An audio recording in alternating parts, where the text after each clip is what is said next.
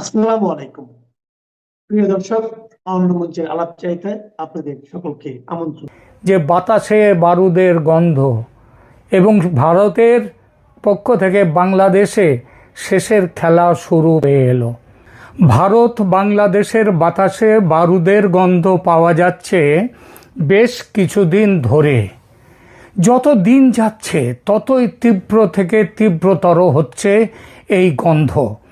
ভারত নিজেকে সংবরণ করার চেষ্টা করেছে ও করছে অনেক। শেষমেশ অপেক্ষা করছিল যদি একটি গণতন্ত্র সম্মত সত্যিকারের ফ্রি, ফেয়ার অ্যান্ড ইনক্লুসিভ নির্বাচনের মাধ্যমে অবস্থার উন্নতি ঘটে। সেই আশাও প্রায় শেষ। গতকাল ইউনূস সরকারের পক্ষ থেকে বলে দেয়া হয়েছে যে আওয়ামী লীগ নির্বাচনে নিষিদ্ধ থাকবে। এর মধ্যে সবথেকে ভয়ঙ্কর যে ব্যাপারটা সেটা হচ্ছে অসভ্যদের থেকেও অসভ্যভাবে নৃশংসতম পথে হিন্দু হত্যা শুরু হয়েছে। গ্রামের পর গ্রামে হিন্দু বৌদ্ধদের বসতি পুড়িয়ে দেয়া হচ্ছে।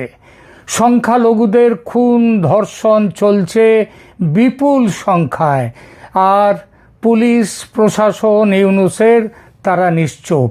হিন্দু জনতা ভয়ে, প্রাণ ভয়ে ভারতে চলে আসতে চাইছে, তবে সীমানায় আটকে যাওয়ার ফলে আসতে পারছে না। ভারত যদি সীমানা উন্মুক্ত রাখত তবে দেশের 2 কোটি হিন্দুর বড় অংশ এতদিনে চলে আসতো ভারতে। এ যেন 1971-এর পূর্ব পাকিস্তান আবার ফিরে এসেছে। আর সেজন্যেই এমন একটা ভাবনা খুব শক্তভাবে দানা বাঁধছে ভারতীয় নেতৃত্বের মধ্যে যে 1971-এর পূর্ব পাকিস্তানে ভারত যেমন সেনা পাঠাতে বাধ্য হয়েছিল, প্রায় একই রকম পরিস্থিতি হওয়ার দরুন 2025-26-এও বাংলাদেশে সেনা পাঠাতে কি বাধ্য হবে ভারত? এই বিষয়টি নিয়ে এখনকার আলোচনা। প্রিয় দর্শক, 2025-26 সালের প্রেক্ষাপটে বাংলাদেশের সম্ভাব্য ভারতীয় হস্তক্ষেপের বিষয়টি একটি অত্যন্ত সংবেদনশীল এবং ভূ রাজনৈতিকভাবে গুরুত্বপূর্ণ বিষয়। কেবল আমাদের সীমান্তের নিরাপত্তা নয়, বরং দক্ষিণ এশিয়ার সামগ্রিক স্থিতিশীলতার সাথে এই বিষয়টি জড়িত। আমরা জানি ইতিহাস মাঝে মধ্যে নিজেকে পুনরাবৃত্তি করে। আজ 2025-26 সালের এই সন্ধিক্ষণে দাঁড়িয়ে আমরা বাংলাদেশের যে পরিস্থিতি প্রত্যক্ষ করছি আমাদের মনে করিয়ে দিচ্ছে ঠিক 50 বছর আগের সেই রক্তঝরা 1971 সালকে।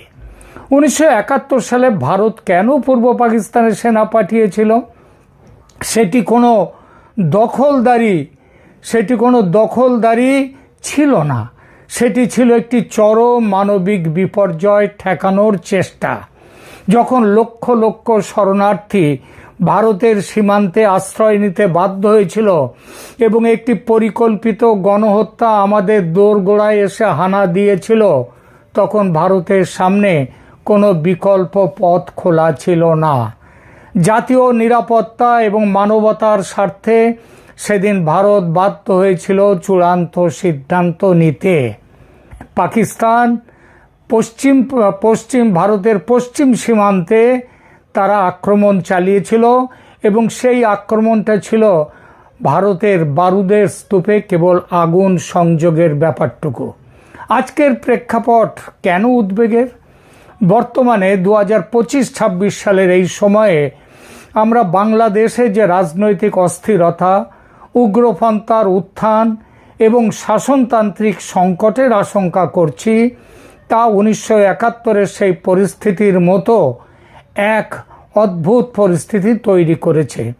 যদি কোনো রাষ্ট্র তার অভ্যন্তরীণ শৃঙ্খলা বজায় রাখতে ব্যর্থ হয় এবং তার ফলে প্রতিবেশী দেশের নিরাপত্তা বিঘ্নিত হয়, তবে কোনো রাষ্ট্রই হাত গুটিয়ে বসে থাকতে পারে না।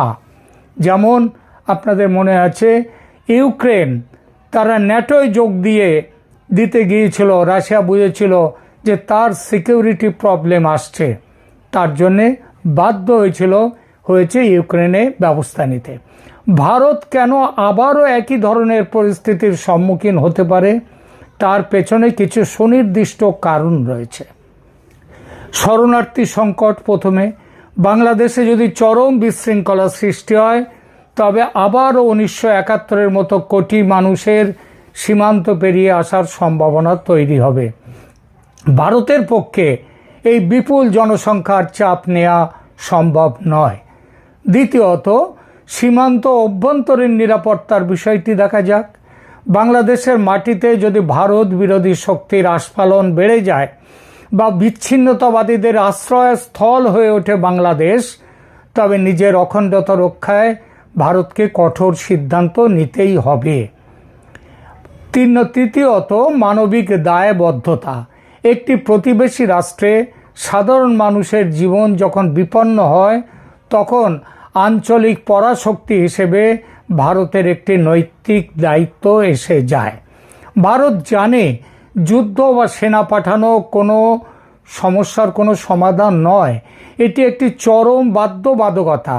1971 সালে ভারত যেমন বাংলাদেশের মানুষের পাশে দাঁড়িয়েছিল, 2025-26 সালেও ভারত চায় একটি স্থিতিশীল, গণতান্ত্রিক এবং সমৃদ্ধ বাংলাদেশ। কিন্তু যদি পরিস্থিতি নিয়ন্ত্রণের বাইরে চলে যায় এবং ভারতের জাতীয় নিরাপত্তা সংকটাপন্ন হয়, তবে ইতিহাস সাক্ষী আছে ভারত তার স্বার্থ রক্ষায় এবং অঞ্চলের শান্তি ফেরাতে যেমন 54 বছর আগে পিছিয়ে আসেনি, তেমনি আজও আসবে না। শান্তি ভারতের কাম্য, কিন্তু সুরক্ষা ভারতের অধিকার ও অঙ্গীকার।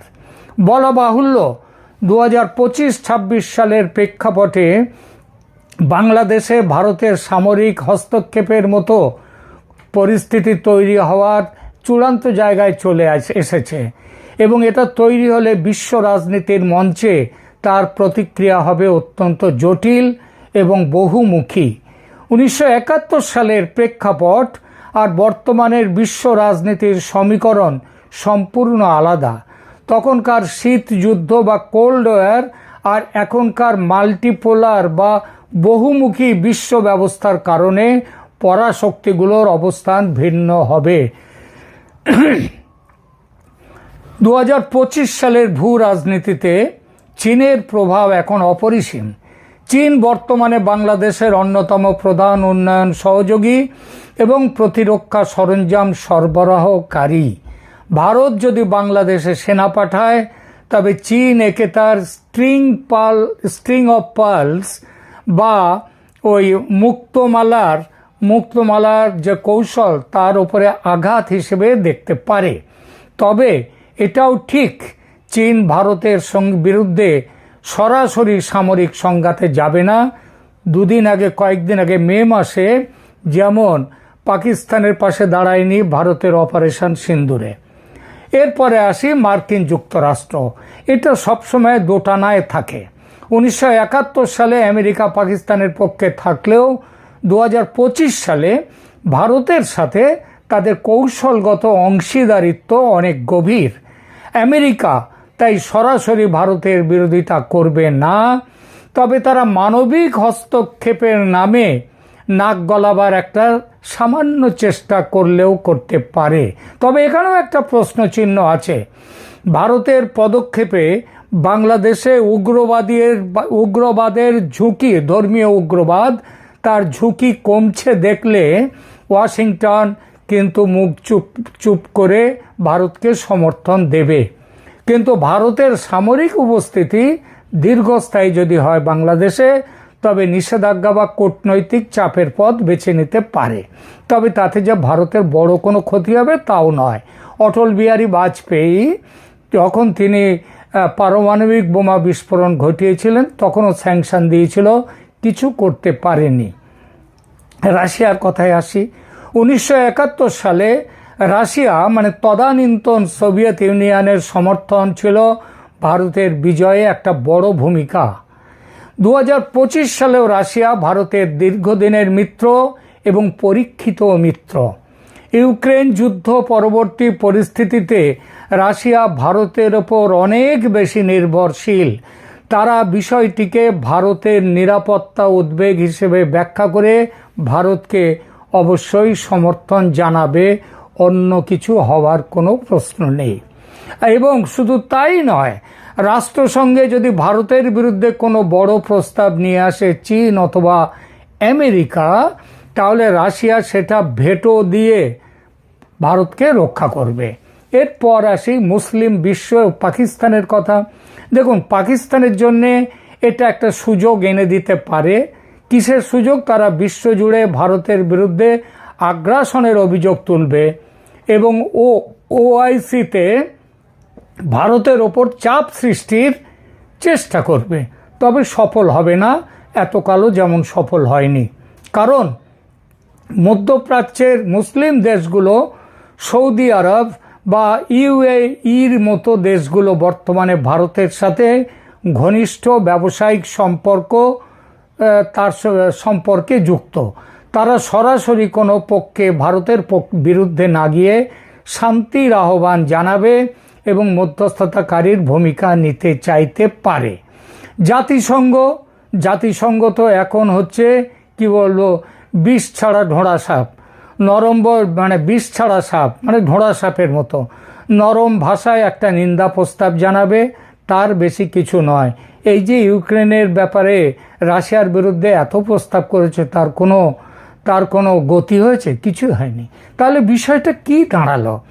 2025-26 সালে ভারতের জন্য সেনা পাঠানোর সিদ্ধান্ত হবে।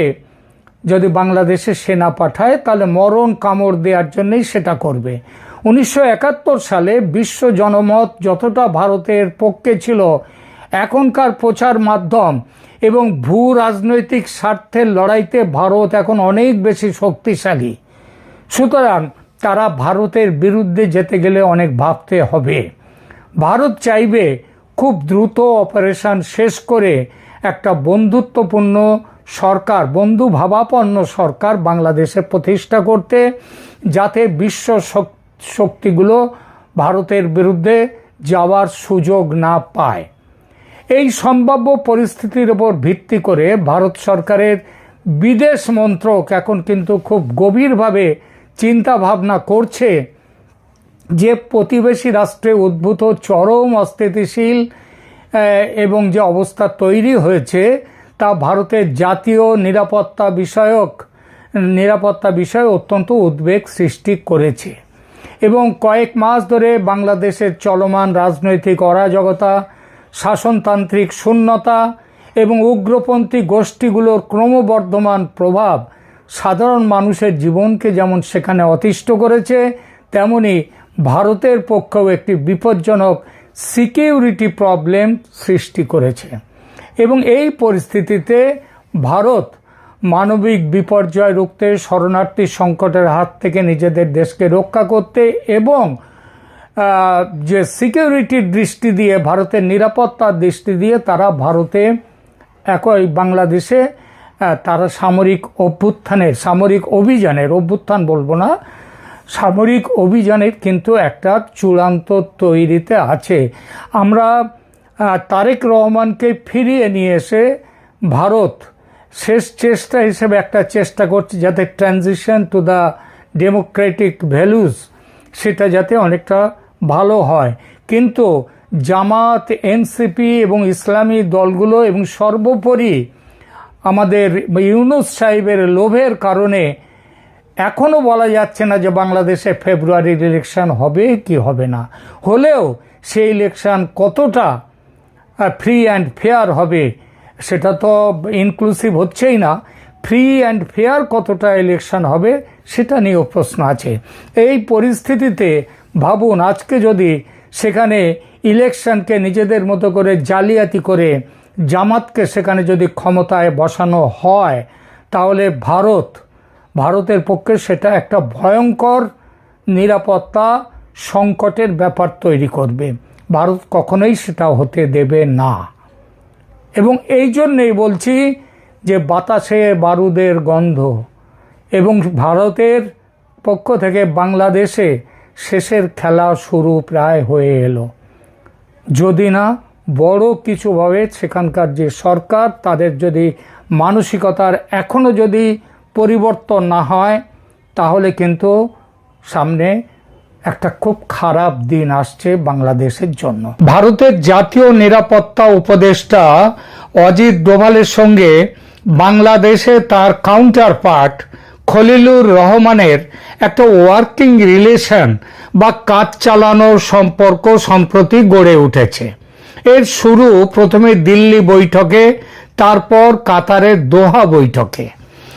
দিল্লির বৈঠকটি হয়েছিল নভেম্বরের 19-20 তারিখে নয়াদিল্লিতে কলম্বো সিকিউরিটি কনক্লেভ তার 7ম এনএসএ পর্যায়ের বৈঠকের ফাঁকে সেই দ্বিপাক্ষিক আলোচনা অনুষ্ঠিত হয়। বৈঠকের দিন ছিল নভেম্বরের 19 এবং 20 তারিখে, কিন্তু খলিলুর রহমান তার একদিন আগেই 18 তারিখেই এসে যান দিল্লিতে এবং বৈঠক করেন ভারতের জাতীয় নিরাপত্তা উপদেষ্টা অজিত ডোভালের সঙ্গে। এই বৈঠকে যে আলোচনাটা ছিল বাংলাদেশে 2024-এর রাজনৈতিক পট পরিবর্তন, তারপর এটি ছিল দুই দেশের নিরাপত্তা প্রধানদের মধ্যে প্রথম উচ্চ পর্যায়ের বৈঠক। এর দিন কয়েকের মধ্যে নভেম্বরের শেষ সপ্তাহে কাতারের দোহায় হয়েছিল দ্বিতীয় বৈঠক। বিভিন্ন আন্তর্জাতিক সংবাদ মাধ্যমের সূত্র অনুযায়ী দোহার বৈঠকে খলিলুর রহমান এবং অজিত ডোভাল ছাড়াও আমেরিকার এবং বিশেষ করে সিআইএর প্রতিনিধিরাও ছিলেন। এখানে মূলত বাংলাদেশের বর্তমান রাজনৈতিক রূপান্তর, নির্বাচন এবং অভ্যন্তরীণ নিরাপত্তা বিষয়ে আলোচনা হয়েছিল। আঞ্চলিক নিরাপত্তা প্রাধান্য পেলেও অত্যন্ত জোরালোভাবে সেখানে এটা প্রাধান্য পেলেও অত্যন্ত জোরালোভাবে অন্তর্ভুক্তিমূলক নির্বাচন বা ইনক্লুসিভ ইলেকশন বিষয়টি আলোচিত হয়েছিল। দোহায় পশ্চিমের বিভিন্ন দেশের শক্তি এবং মার্কিন প্রতিনিধিদের পক্ষ থেকে একটি বার্তা স্পষ্ট করে দেওয়া হয়েছিল যে বাংলাদেশ যাতে দীর্ঘস্থায়ী অস্থিরতার দিকে না যায় সেজন্য সব রাজনৈতিক দলের অংশগ্রহণের মাধ্যমে একটি সুষ্ঠু ও অংশগ্রহণমূলক নির্বাচন প্রয়োজন। দিল্লি ও দোহা এই দু জায়গার বৈঠকেই ভারত এবং কিছু পশ্চিমা দেশ সরাসরি প্রত্যক্ষভাবে এবং পরোক্ষভাবে আওয়ামী লীগকে নির্বাচনের বাইরে রাখার সম্ভাব্য নেতিবাচক প্রভাব, যেমন সেই প্রভাবগুলো কেমন, যেমন চরমপন্থার উত্থান বা গৃহযুদ্ধ সদৃশ পরিস্থিতি সেটা আসতে পারে এবং সেই নিয়ে উদ্বেগ প্রকাশ করেছিলেন।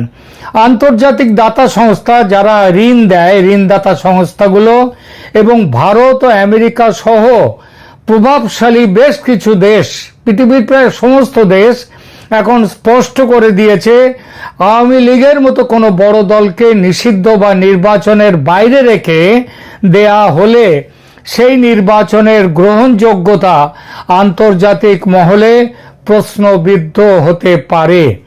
দোহা বৈঠকে আমেরিকানদের অবস্থান ছিল নির্বাচন হতে হবে অংশগ্রহণমূলক এবং সেখানে আওয়ামী লীগকে রাখতেই হবে। ঠিক হয়েছিল দোহা বৈঠকের পরেই শিগগিরই দু দেশের মধ্যে ভারত এবং বাংলাদেশের এনএসএ পর্যায়ে ফলো আপ অ্যাকশন নিয়ে দ্বিপাক্ষিক বৈঠক হবে, কিন্তু সে বৈঠক আর হয়নি। বরং খবর পাওয়া যাচ্ছে দিল্লি ও দোহা বৈঠকের আলোচনা ও সিদ্ধান্ত খলিলুর রহমান প্রধান উপদেষ্টা মোহাম্মদ ইউনূসকে জানালে তিনি আদৌ খুশি তো হননি, বরং স্পষ্টতই রুষ্ট হন এবং এইসব আলোচনাগুলো তোলার জন্য, আলোচনায় নিয়ে আসার জন্য এইসব বিষয়গুলো তিনি খলিলুর রহমানের সাথে তার কিছু কথা কাটাকাটি গোছেরও হয়। আপনারা অনেকেই হয়তো ইতিমধ্যে খবর পেয়েছেন, সেটা হচ্ছে দোহা বৈঠকের পর থেকে খলিলুর রহমান কিন্তু বেশ কিছু দিন ধরে একটু চুপচাপ রয়েছেন। তিনি বেশি নড়াচড়া করছেন না, যেমন আগে খুব ঘোরাফেরা করতেন সেটা তার দেখা যাচ্ছে না। তাহলে আর ইউনূস এই দিল্লি এবং দোহা বৈঠকের যে আলোচনা হয়েছে সেটাতে তিনি যেমন রুষ্ট, আবার সেই সঙ্গে রুষ্ট হওয়া ছাড়াও তিনি নিরুপায়। জামায়াত এনসিপির বিরুদ্ধে গিয়ে নিরুপায় এই জন্যেই, জামায়াত এনসিপির বিরুদ্ধে গিয়ে ইনক্লুসিভ বা আওয়ামী লীগকে নিয়ে নির্বাচন করার বিষয়ে সায় দিলে তার বিপদ, আবার সায় না দিলেও আন্তর্জাতিক মহল থেকে বিপদ। অতএব তিনি বোবা হয়ে আছেন এবং বোবার শত্রু নেই, সেই জন্যই তিনি বোবা হয়ে আছেন। কিন্তু খলিলুরের সঙ্গে মার্কিন প্রশাসনের ঘনিষ্ঠতার কথা ইউনূসের অজানা নয়, তাই সরাসরি তার বিরূপ প্রতিক্রিয়া সেটা খলিলুর রহমানকে না জানিয়ে ইউনূস সাহেব খলিলুরকে এড়াতে শুরু করে দিয়েছেন। খলিলুরকে খুব একটা গুরুত্বও তিনি ইদানিংকালে দিচ্ছেন না। কিন্তু তিনি গুরুত্ব না দিলেও ভারত তো চুপ করে বসে থাকতে পারে না, কারণ কথাই হয়েছিল যে দোহা বৈঠকের পর ফলো আপ বৈঠক হবে, এবং ফলো আপ নিয়ে অজিত ডোভাল চাপ দিতে শুরু করেছেন খলিলুর রহমানকে। বলছেন, কি সিদ্ধান্ত নিচ্ছে আপনার সরকার বলুন, নির্বাচনের দিন তো এগিয়ে আসছে, আর দেরি করলে কবে আওয়ামী লীগ প্রার্থীদের নমিনেশন ফাইল করবে, তারা কবে নমিনেশন ফাইল? ডোভালের চাপে খলিলুর এক সময় বলে ফেললেন যে আগামীকাল প্রধান উপদেষ্টার সঙ্গে দেখা করার অ্যাপয়েন্টমেন্ট নিচ্ছি, তাকে স্পষ্ট জিজ্ঞেস করব যে তিনি ঠিক কি করতে চলেছেন সেটা স্পষ্ট করে বলুন। এবং তারপরে কি হলো, অ্যাপয়েন্টমেন্টের সময় জেনে নিলেন ডোভাল, এবং নির্দিষ্ট দিনে তিনি চলে গেলেন খলিলুর রহমান মোহাম্মদ ইউনূসের সঙ্গে যমুনায় কথা বলতে। কথা চলছে দুজনের, আর তখনই ফোন গেল অজিত ডোভালের, ফোন এলো আমাদের খলিলুর রহমানের মোবাইলে। ফোনটা রিসিভ করে দু চার কথা হতে না হতেই ডোভাল বললেন, ফোনটা আপনি প্রধান উপদেষ্টাকে দিন। এবং তখন খলিলুর রহমান ফোনটা এগিয়ে দিলেন প্রধান উপদেষ্টার কাছে, বললেন যে আপনার সাথে কথা বলতে চান ভারতের জাতীয় নিরাপত্তা উপদেষ্টা অজিত ডোভাল।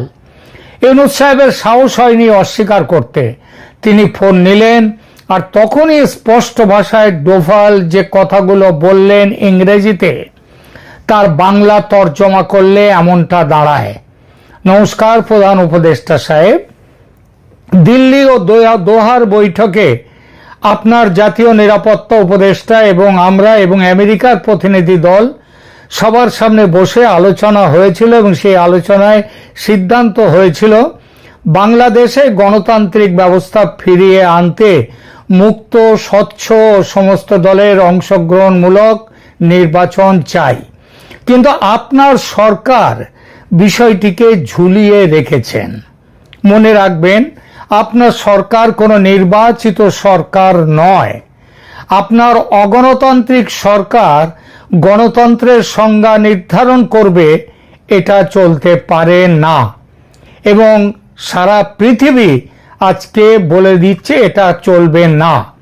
আওয়ামী লীগ সরকারের 15 বছরের ফ্যাসিস্ট শাসনে অত্যাচারের রেকর্ড যা ছিল, সে রেকর্ড ভেঙে দিয়েছে আপনার 15 মাসের সরকার। এর পরেও ভারত এবং বিশ্ব আপনাকে সহ্য করেছে, কিন্তু আর নয়। আমাদের কাছে, ভারতের কাছে আমাদের ট্রাম্প সাহেবের, প্রেসিডেন্ট ট্রাম্পের স্পষ্ট নির্দেশ এসেছে, বাংলাদেশের বিষয়ে আমরা সিদ্ধান্ত যেটা নেব সেই সিদ্ধান্ত তার। কিন্তু সেই জন্যই ভারত কোনো রকম ভাবে কোনো জিনিসটা খারাপ জায়গায় পৌঁছক, আরো খারাপ হোক, চূড়ান্ত খারাপ জায়গায় যাক, এটা আমরা চাইনি। সুতরাং ভারত আপনাকে এতদিন সহ্য করেছে, কিন্তু আর নয়। আমরা বাংলাদেশের সাধারণ মানুষের বিরুদ্ধে যুদ্ধ ঘোষণা করব না, এটাই ঠিক আছে এখনো পর্যন্ত। কিন্তু বাংলাদেশের বিরুদ্ধে যুদ্ধ ঘোষণা না করলেও আপনি সাবধানে থাকবেন। এই কথার কি মানে হতে পারে সেটা আপনি আপনার নিজের মতো করে এর মানেটা তৈরি করে নিন। এই বার্তালাপের খবর নয়াদিল্লির সাউথ ব্লকের সর্বত্র এখন আলোচনার বিষয়। সেখান থেকে তৈরি থাকার আদেশ নতুন করে চলে গেছে কলকাতার বিজয় দুর্গে, যা কিনা ভারতীয় সেনাবাহিনীর পূর্বাঞ্চলীয় হেডকোয়ার্টার। সুতরাং আগামী দিনগুলোতে কিন্তু একটা একটা খুব বড় একটা ঘটনা বলুন বা দুর্ঘটনা বলুন, তার মুখোমুখি হওয়ার মতো দিন আসছে।